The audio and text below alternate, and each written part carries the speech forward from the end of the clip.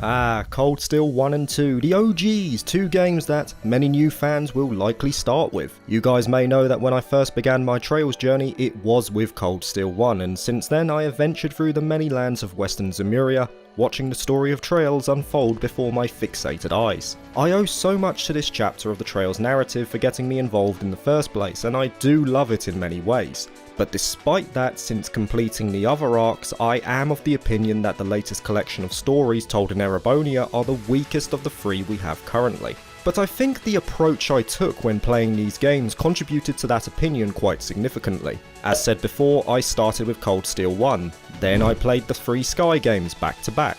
This was followed with Cold Steel 2, and I moved on to the Crossbell arc, which was also played back to back. I then played Cold Steel 1 once again, ran out of time to play Cold Steel 2, played Cold Steel 3, and 7 months later completed the journey with Cold Steel 4. As you can see, with Laberle and Crossbell, I had the benefit of playing those games with no stopgaps in between. I simply played each arc within the space of a month and thus was able to absorb the complete narrative. With Cold Steel, it's been far more disjointed, which in of itself is not great since this arc is the longest in the series thus far.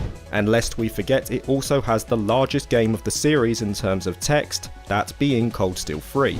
So with Cold Steel 4 a couple of months away, I wanted to give this arc a proper chance by playing the games consecutively, especially the first half as there were various plot points that I wanted to clarify as well. I will say now, this will be a spoiler revisit of the first two games in Erebonia. If you haven't played Cold Steel 1 and 2, do not watch this video.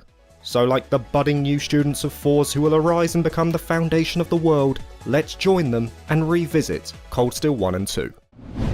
Now we are cultured individuals here, or so I like to think, so of course we will start with the first game of the arc. This was my third playthrough of the game, but I was surprised on how much enjoyment I got from playing it once again. Though I will always maintain that Cold Steel 1 is a solid start point, I can't deny that playing it again with knowledge from the previous arcs makes it more engrossing an experience. There are references peppered throughout the game and personal grudges that you won't understand if you haven't played the previous arcs, which is a nice touch for veterans, but it's nothing too important that will ruin the experience for a new player, case in point being myself. I mean, it obviously worked for me. I think this issue of the starting point in Trails will become that much more pertinent the further we go in, and I fully expect that the first game in the new arc will also take on this role, providing that balance between rewarding fan loyalty and introducing the series to newer players. I also found I had a greater appreciation for some of the characters who I felt were lacking on my first and second playthroughs, Patrick being a good example of that. Obviously we know he becomes a bro in the second half of the arc, but is a bit bitter towards Class 7 initially. But you can see that he's actually a good bloke deep down, especially when doing that hidden quest with Celestine. He's simply the embodiment of the proud noble, a personification of the divide that plagues Erebonia, which Cold Steel does a great job in conveying to the player. I also came to another realization after playing Cold Steel 1, and this also applies to 2 as well. The music in this arc is banging. As Your Arbitrator from OW is my favourite song in the whole series, but in terms of overall OST quality, Cold Steel stands out as the pinnacle of Sound Team JDK's work, at least for my personal tastes. There are so many excellent songs which set the correct tone for various scenes or fights that Class 7 find themselves in. One that stands out for me is the final fight with Crow and his Divine Knight, the decisive collision that will determine the fate of Trista, the townspeople, and Fours itself. But for me, the most enjoyable aspect of Cold Steel 1 came from something quite obscure. I found myself enamoured with the Septian calendar in this game, reading the Imperial Chronicle from chapter to chapter, and drawing the parallels between the events in Erebonia and the events in Crossbell. One of the most dire moments in OW no Kiseki, that being the attack by Red Constellation and destruction of the IBC building, works in stark contrast to the events of Cold Steel, where you're arguably experiencing the most jovial moment near the end of the game in the Fours Cultural Festival. It's a very strange thing to find enjoyment from, but the world building has always been the major draw of the series to me, and reading about events in far off lands makes you realise that this world is alive, it's dynamic and shifting, and sooner or later, you as the player will witness these events firsthand as it slowly creeps into the story of Erebonia. It's this aspect of Trails that I will never get tired of. Now, we've mentioned the good stuff, but nothing is infallible, and there is one glaring issue I have with Cold Steel, and to an extent Cold Steel 2 as well.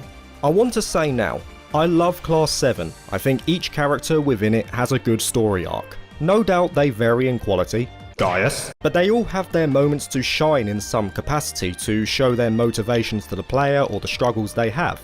But despite my fondness of the members of Class 7, I could never understand why I felt they were the weakest main group in the series. Playing through the first half of the arc again, especially Cold Steel 1, gave me the answer. It lies in the chemistry of Class 7. Initially, consider what Class 7 is meant to represent. When Olivert went to Liberl, he was at odds with the methods of the Chancellor. He wanted to find an alternate path that steered away from conquest. Upon journeying through Liberl and witnessing the bravery and stoicness of the Liberlians in overcoming an event as perilous as the Liber Arc, Olivert found his answer. He discovered a pride that wasn't defined by power or by social standing. He found a true togetherness in Liberl that he wanted to bring back to Erebonia. He wanted to show the Erebonian citizens that they can experience pride in more ways than just being a powerful nation. And he would thus bring the winds of change to the Empire, flourishing his bouquet of flowers as a show of defiance and challenge to the Chancellor's more direct methods.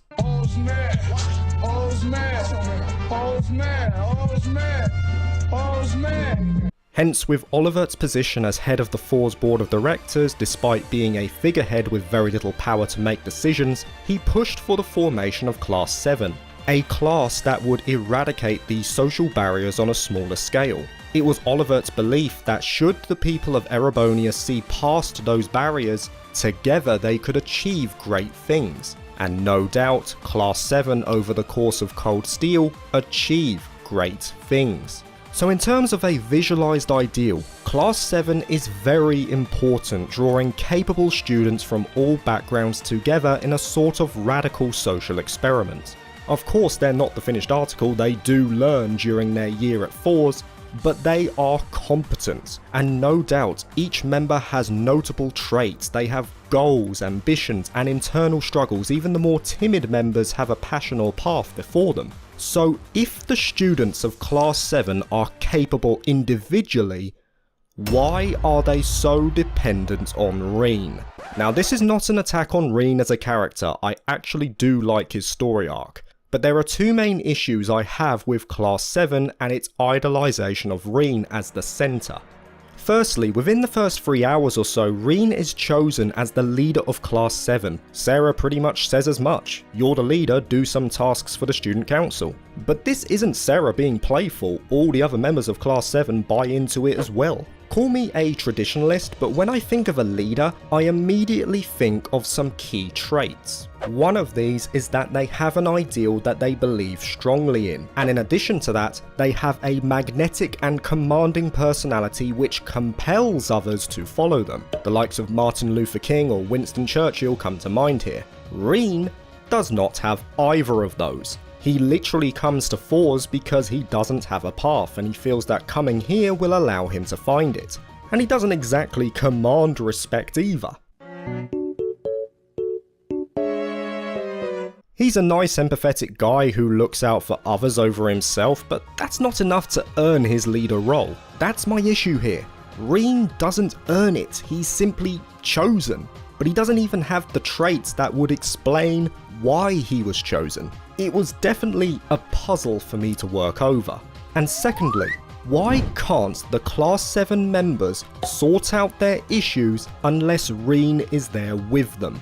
I mean, Eustace and Marcius were literally about to reenact Fight Club on Brionia Island, and in the next field study, Rean's with them and it's sorted. Laura and Fee can't get along on another field study, and when they all go to Heimdall, Sarah literally keeps the groups the same outside of moving Rean from one group to the other. And lo and behold, they take their herbal Schwarzer remedy and their issues are sorted. I understand that you need the support of other students. The likes of Eustace and Marcius were never going to reconcile without some outside help.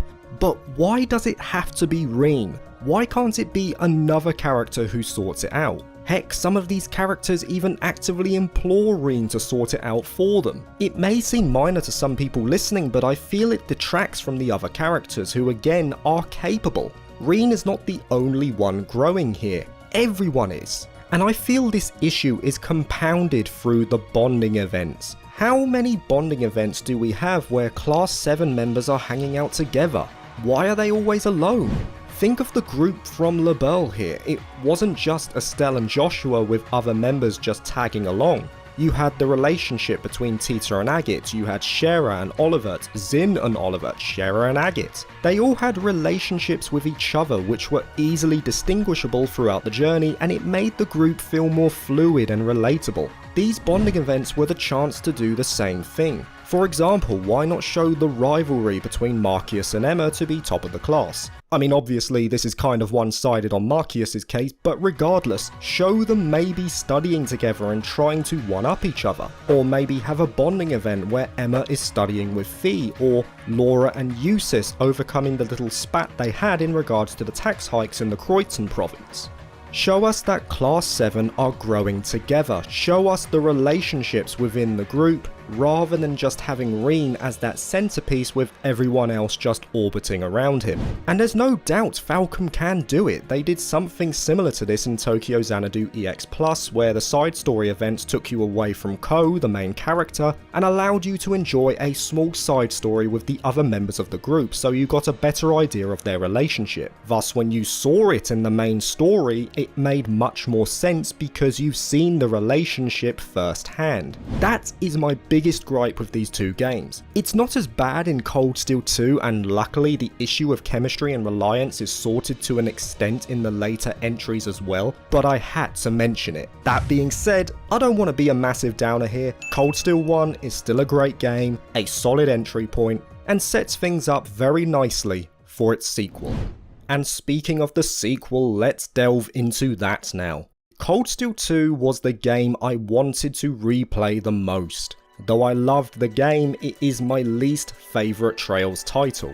I felt it had 3 key issues on my first playthrough which detracted from the experience, and we'll go through each one individually. Initially, I felt the pacing was off, and bad pacing is one of the most pressing problems in a game for me. It can significantly lower my enjoyment if it's persistently subpar. After playing it again, the issue is still there, but it wasn't as noticeable this time around. It comes with the territory really, since Cold Steel 2 opens up the entirety of Eastern Erebonia and you're cruising around from point to point. I will say I wasn't a big fan of some of the quests which had you playing tag all across the land. One quest in particular near the end comes to mind here, and all you get is a "haha, gotcha" letter as a reward. It felt pretty obnoxious, but I was much more engrossed with the rivalry between Crow and Rean in this game. Obviously, Crow is the apex of the journey, the eventual enemy that you must defeat for the sake of peace in Erebonia. He's someone that you don't want to fight, but you simply find yourselves on different sides as a result of your chosen paths. And the sheer scale of the obstacle in front of you is demonstrated brilliantly by the end of Cold Steel 1 and in Cold Steel 2, since he pretty much wipes the floor with you on a couple of occasions. So when you finally face him one-on-one after overcoming so many trials, it feels like you've earned your victory.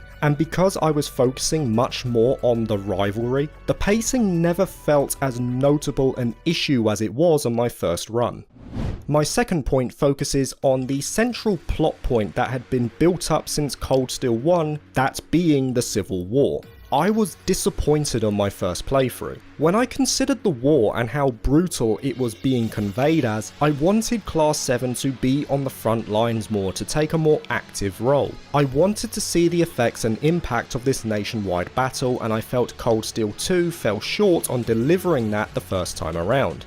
But playing the game again, I realised that being an active participant in the war and fighting on the front lines was never the role of Class 7. Throughout their field studies and upon reuniting once again after the attack on Trista, they saw the injustices happening because of the war. For example, the likes of Gaius' family and village being forced to leave the Nord Highlands because of the constant conflict. It was drawing innocent people into its throes, and Class 7 wanted to prevent that from happening as a third faction. The only time they have any direct impact on the war itself is when they apprehend Duke Alberea for his attack on Keldic. Realising that, the central plot point in the war took a whole different meaning, and even though the casualties from the battle are not seen too often, we still witness its effects in various instances. For example, the capture of Thor's military academy, the students fearing for their families in the west, the exploitation of hostages to gain an upper hand. The ugly side of the war is demonstrated to us, and though the actions of Class 7 are relatively minor in its eventual results, we'll get to that soon, their role as the third faction makes a lot more sense to me now. And now we move to the biggest issue I had on my first run, the final act, the Epilogue. When I first played Cold Steel 2, I felt that the Epilogue was tacked on. It had no meaning. The fight with Lower Luciferia as the Shadow Trial, this trial that yielded no reward, I took that at surface level. I was so burnt out from the overly long Reverie corridor that I just snapped when I was told that it all meant nothing anyway, and it left such a sour taste that I ignored what this epilogue truly meant. If there is a reason why I am glad that I played Cold Steel 2 again, it is due to this final part of the game, because it is so important to Class 7 and Rean especially. Let's go back to the Infernal Castle and the aftermath of the fight with the Vermilion Apocalypse. Crow has died in front of Class 7's eyes, Osborn is alive, and the war's outcome has pretty much been orchestrated by him from the start. The way I see it, this series of events hits Rean like a cricket bat to the gut in several instances. Firstly, his friend is dead. He can't fulfill his promise to bring him back to Force to graduate with the other seniors. The man he hates in Osborn is alive, and it basically means that Crow losing his life meant nothing, something that Rean can truly resonate with as he has struggled to find a path himself. He also finds out that the man he hates is his father, so he realises that the people closest to him have been hiding secrets behind his back, as if being betrayed by those closest to you. And finally, and probably most importantly, over the course of Cold Steel 1 and 2, Rean discovered a path with the other students of Class 7. He believed he had at last found what he was meant to do in his life. The fact that Osborn had been playing 4D chess the whole time means that everything he and Class 7 did meant nothing. The meaning he had found in his life crumbles from beneath him, and he is once again lost. Not only that, but he is now thrust onto the stage as a national hero, the Ashen Chevalier and hero of the Imperial faction. By being presented as such, Rean is now forced to work with Osborn. Since the nobility have now been crushed, the Chancellor has more power than ever before, and he will likely use that power at an even greater scale to expand Erebonia's influence across Zemuria. And Rean is all too aware of the methods that Osborn uses. He knows that if he doesn't help the Chancellor, then Osborn will simply do what he always does, and it will lead to innocent deaths, or it might even lead to another Crow. Rean at least knows that with Valimar, he can protect the people before the Juggernaut rampages through, and this is what we see in Cold Steel 3 with Northumbria, and it's also why Rean chose to take part in the annexation of Crossbell in order to avoid all-out war with Calvard. He is now a tool to be used by the Chancellor however he sees fit. After the divertissement where Rean fights Lloyd and Risha, he even tells Altina that he is jealous of them because they have something they fight for. Rean could only wish for something like that, but alas, he is a puppet. And to make matters worse, he goes back to Force to discover that all his friends in Class 7 are going to be leaving him out of necessity. So in a moment that is arguably one of the hardest points in Rean's life, he is also now going to be left alone, and it's horrible to witness because the only person who realises that Rean is tearing apart at the seams is Toa. Rean is bottling all of this emotion up, but he is really struggling to do so, and it just gushes out like a tsunami right in front of the Student Council President. And that is why this final mission of Class 7 means so much below the surface. It's the end of their time together at Force, but Rean realises that the bonds they have formed over this past year will never be broken no matter how far away they drift on their individual journeys. They will always have each other, and this is what Class 7 needed more of. Remember when I said that the chemistry of Class 7 was lacking? I wanted more of these types of moments to show how much each member means to each other, to show the bonds and relationships that have blossomed and grown through their time together. There is no doubt that Erebonia is going to face many hardships in the future, but Class 7 will always be there to see them through, and it is the perfect way to end the first half of the Erebonian arc. It's crazy to me that a final series of events that I considered to be the weakest part of the game on my first playthrough arguably became the most important event come my second playthrough. The collective melancholy, the desire to push on, saying goodbye, it was done so well. And I can't believe it flew over my head the first time around. And in light of that, I'm now happy to say that Cold Steel 2 is no longer my least favourite Trails game. It's still in my personal bottom 3, but I can appreciate the game far more after playing it again.